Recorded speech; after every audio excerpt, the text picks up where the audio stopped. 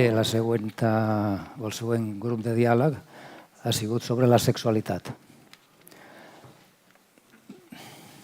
Jo he començat a fer una introducció per situar un marc, com es diu, un frame, dintre del qual moure'ns. 3 d'elles tenen a veure amb la conducta ètica, les altres 3 amb l'entrenament de la ment i les altres 2 amb la saviesa.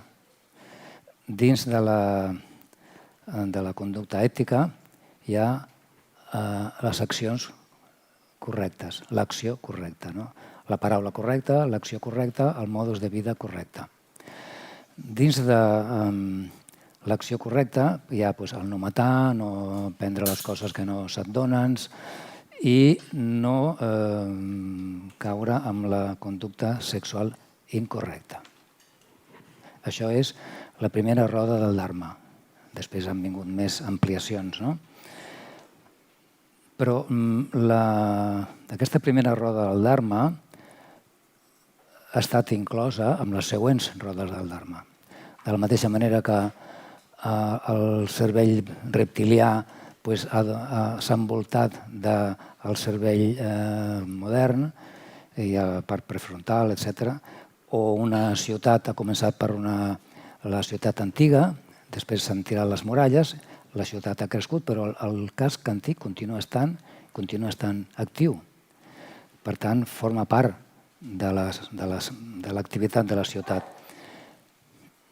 I la primera roda del Dharma està inclosa, i es practica també en el Mahayana i en el Vajrayana. D'alguna manera o altra, però hi ha una referència molt clara.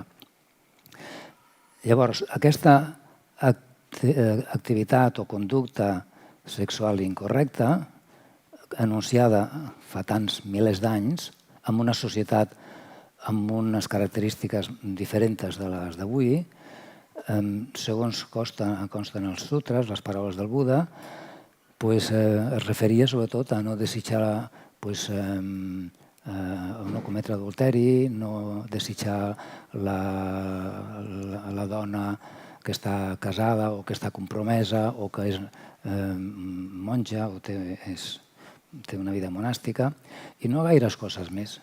Per tant, hi ha una indefinició, que jo sàpiga, jo parlo sempre des del que jo sé. Igual hi ha coses que algú me les podria ampliar, no? Però com que ara estem fent un retrat del que ha passat aquest matí, doncs ha passat això. Llavors, si ens centrem en aquesta conducta incorrecta, avui dia ens preguntaríem, i és la investigació que hem fet tots junts, quines serien, com identificaríem les conductes sexuals incorrectes avui dia? Què seria incorrecte? Llavors jo he llançat unes quantes idees per començar, no? Per exemple, l'adulteri continua sent incorrecte. Jo no dic sí ni no, ni que defensi ni una ni l'altra. Simplement obro portes i aviam, segons la reacció de cadascú de nosaltres, ens pronunciarem. L'adulteri, per exemple, una. Pot ser incorrecta una relació que perjudiqui a tercers? És incorrecta la relació sexual entre menors, que es dona tant avui dia, perquè a partir dels 13 anys tothom ha experimentat moltes coses. Ja no dic tot, però moltes coses. És incorrecta la promiscuïtat si és consentida o no? Si és consentida, quin problema hi hauria? Les fantasies sexuals són incorrectes. El BDSM, que té les mateixes consonants que el budisme, però que no és el budisme, i és una... Budisme és bondage i sadomasoquisme. Bondage, dominació, i sadomasoquisme és budisme. Llavors, ho he investigat. Jo ho investigo tot. Jo soc un investigador. Curiosament, aquest tema no ha tingut continuïtat aquest matí. Per exemple, seria incorrecta una relació mestre-deixeble, mestre budista, deixeble. Avui dia se'n parla molt, hi ha problemes, però si la relació beneficia en els dos, d'una manera o altra, si perjudica, no, després apareixen. Si perjudica, les queixes apareixeran més tard o més d'hora, però apareixeran. Si no perjudica, ningú se n'entera i potser és un benefici. És incorrecte o no? He llegit una frase d'un home que va ser deixeble durant molts anys de Chögyam Trungpa, que es diu Perks, el senyor Perks. Li sona amb algú, el senyor Perks? Algú diu que sí. I el senyor Perks explica que Trungpa va fer que la seva consort, la seva esposa, la del Perks, a qui aquest estimava profundament, tingués sexe amb un jove tímid que mai havia practicat el sexe, perquè creia que aquest jove es podia beneficiar d'una virtuosa primera introducció a l'activitat sexual. És incorrecta aquesta relació? Bé, jo he llançat cables i després la gent ha anat dient la seva. Després hem fet un torn d'intervencions. He recordat que, segons diu en un dels textos de Dzogchen Rinpoche, que és el pare del meu mestre espiritual, Shenfen Dabo Rinpoche, ja fallecido, traspassat, doncs hi ha una frase que diu: cualquier cosa que surja del Dharmakaya, ho dic en castellà perquè la sadhana la tinc en castellà i la tinc. Cualquier cosa que surja del Dharmakaya no és ni buena ni mala. És bona o mala segons com la fem servir. O sigui, la cosa en si no és res, no té qualitats ni atributs. És el que és.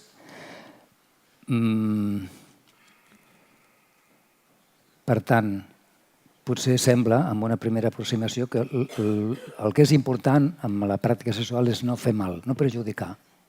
No perjudicar ningú. Això podria ser un signe, un indicatiu, que ens serviria per discernir si ens podem involucrar en una pràctica d'aquest tipus o no.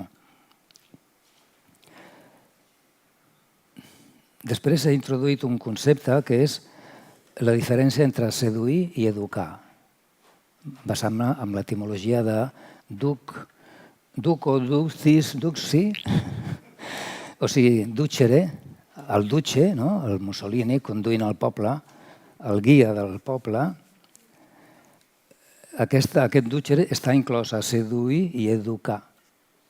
Llavors, seduir és conduir cap a un mateix, cap a mi. Jo sedueixo l'altre, és a dir, me'l faig meu i l'utilitzo. Educar, en canvi, seria emotion, és energia en moviment, no? Seria fer que conduir a l'altre a que tregui tot el positiu, tota la saviesa que té dins.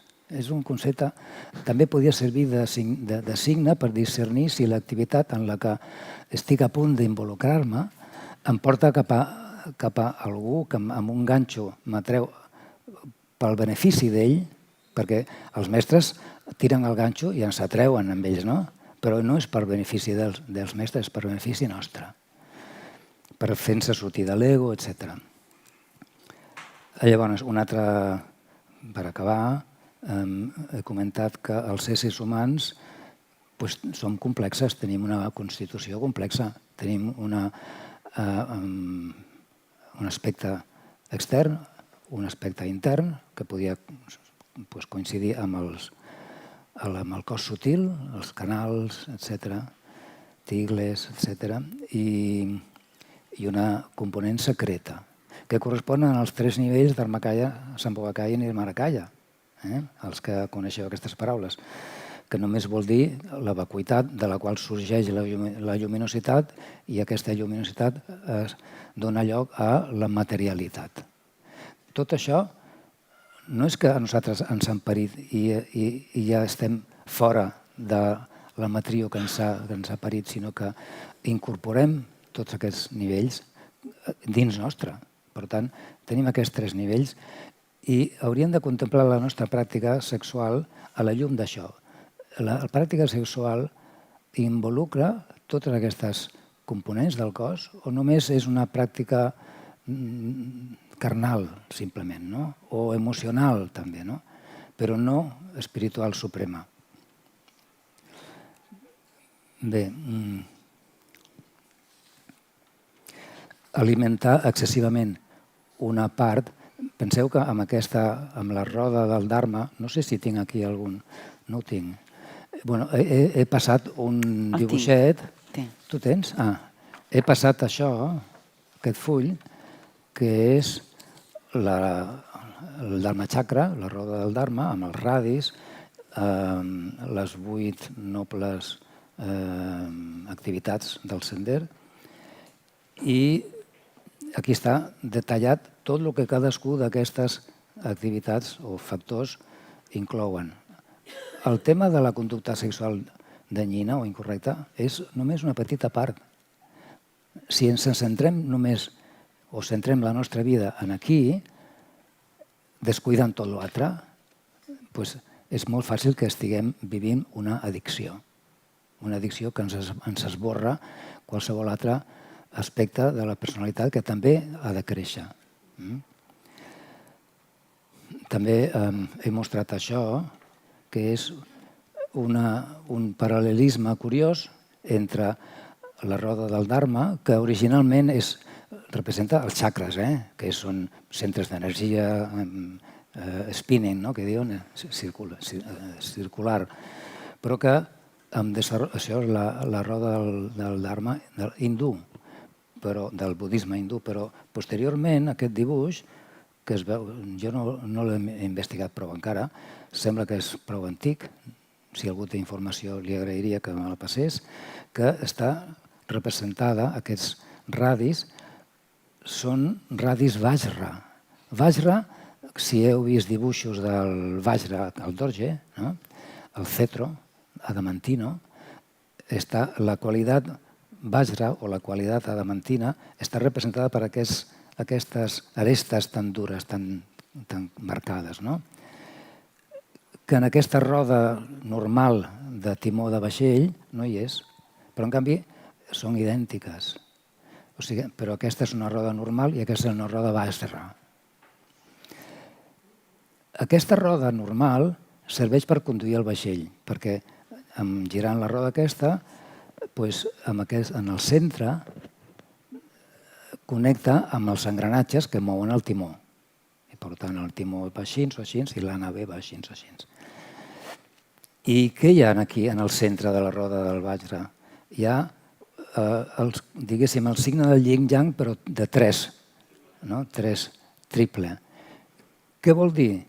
De la mateixa manera que manipulant o controlant aquesta roda, dirigim el vaixell sobre el mar, controlant aquesta roda, practicant tot el que aquí demana, tot el que diu en tots els nivells, estem incidint sobre això que hi ha aquí al centre. Això que hi ha aquí al centre que representa els 3 verins o les 3 joies, perquè el verí i joia es transformen una en l'altra, és la mateixa energia de signe contrari.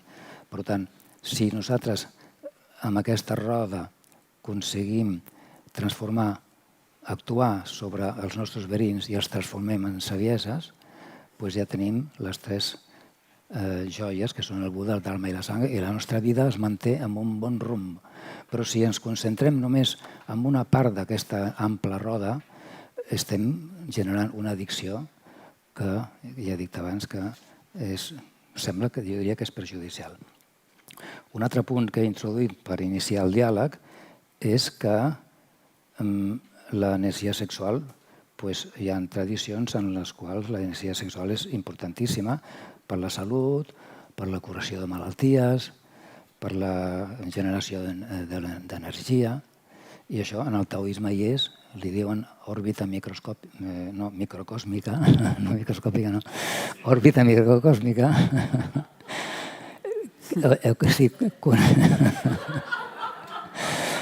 Bueno, no vol dir res això, o potser vol dir molt.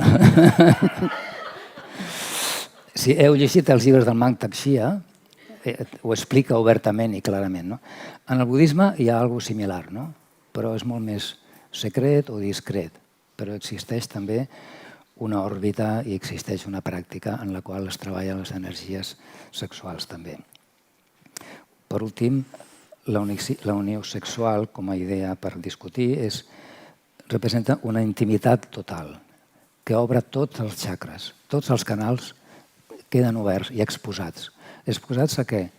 A un trasbassament de, anem a dir, com li podríem dir? Oscurecimientos. El drip, sang, oscurecimientos o, quina altra paraula s'ha dit per això, com oscurecimientos? La negativitat o simplement un trasbàs, el karma també. Confusió. O la confusió també. Ara bé, aquesta transmissió o trasbàs pot ser positiva o negativa, depèn. Si un mestre té una relació i obre els seus canals, els canals del deixeble li pot transmetre, no vegis quantitat de saviesa, no? Però el deixeble també li pot transmetre coses al mestre. Potser, si el mestre és un mestre, podrà transmutar aquesta energia negativa que el deixeble li està enviant o no. És un tema, no? I jo aquí he callat, i llavors la gent ha començat a dir coses, no? Sí. Però és curiós que de les preguntes que ha fet el Pepe al principi, que hi havia coses interessantíssimes, això del budisme i totes aquestes coses, el que he tingut més ressò ha estat la idea del perjudici que pot generar una activitat sexual des del no equilibri.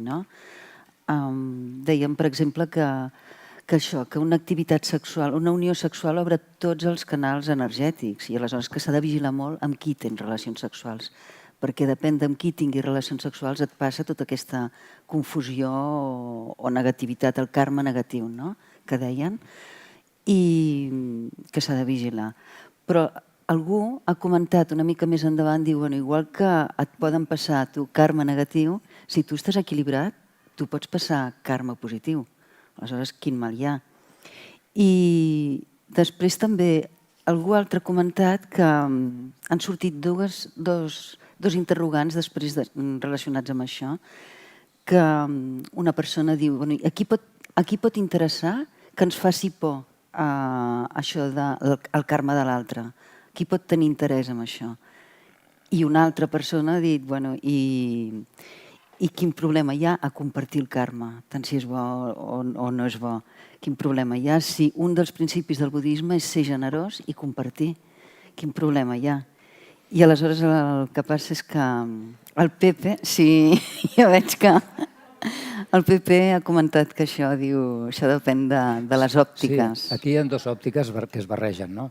La óptica de qué buenos somos todos, hemos de compartirlo todo y tal, però per altra banda hi ha un coneixement més privat, més secret, que t'adverteix de que s'ha de ser generós, però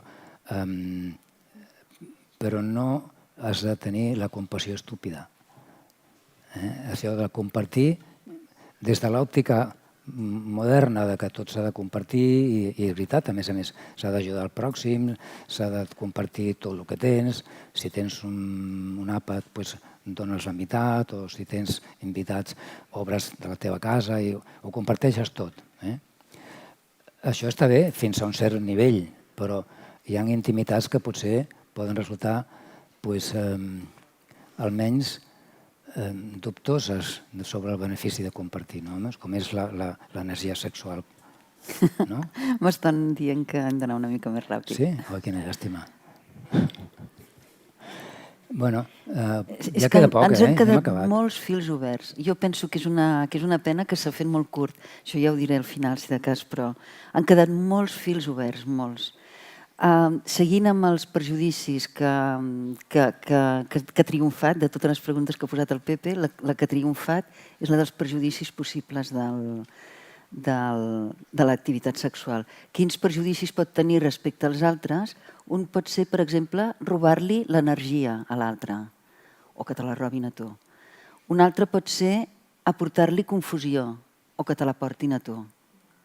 I un altre que ja és més a nivell social, no tant a nivell individual, sinó una persona ha comentat que un perjudici són els missatges agressius de la publicitat, per exemple, moltes, i que la dona és el subjecte passiu i més perjudicat de la publicitat, que veus les dones mig despullades amb la publicitat, no? Aquest seria un tercer perjudici. Però després hi ha el perjudici que ens pot comportar a nosaltres. Si no abordem l'activitat sexual amb tranquil·litat, humilitat, senzillesa i contentament, això ens pot impedir arribar a viure la dimensió divina que pot arribar a tenir la sexualitat. De fet, la sexualitat, la fascinació que et provoca una persona quan estàs enamorada, s'hauria de poder portar a tot a la vida, descobrir la fascinació que pots sentir per tot, poder portar l'eros a totes les coses, a tots els aspectes de la vida. Perquè el goig que proporciona el gaudi sexual és comparable als fruits de la meditació. I això és la conclusió a la que hem arribat. Però ens hem adonat que hem abordat la sexualitat des d'un punt eminentment heterosexual i en relació amb una parella o amb el poliamor, i que queden moltíssimes coses obertes. Jo trobo que les preguntes que ha formulat el Pepe són interessantíssimes i no han sortit. No hi ha hagut temps. Això de la parella heterosexual ha sigut implícit. No ho ha decidit ningú. No hem decidit, ara parlarem d'això, no. Al final ens hem adonat, com diu ella, ostres, aquí falta alguna cosa, no? Aquí no s'ha abordat un altre tipus de relació que no sigui de parella heterosexual que d'aquesta manera es perpetua el model patriarcal. I que fa que la sensació d'unitat depengui de l'energia masculina i femenina. Sí o no? Bueno, no s'ha discutit. Això ja ho hem discutit ella i jo després. I res més, això és tot. Continuarà, punts suspensius. Continuarà, sí.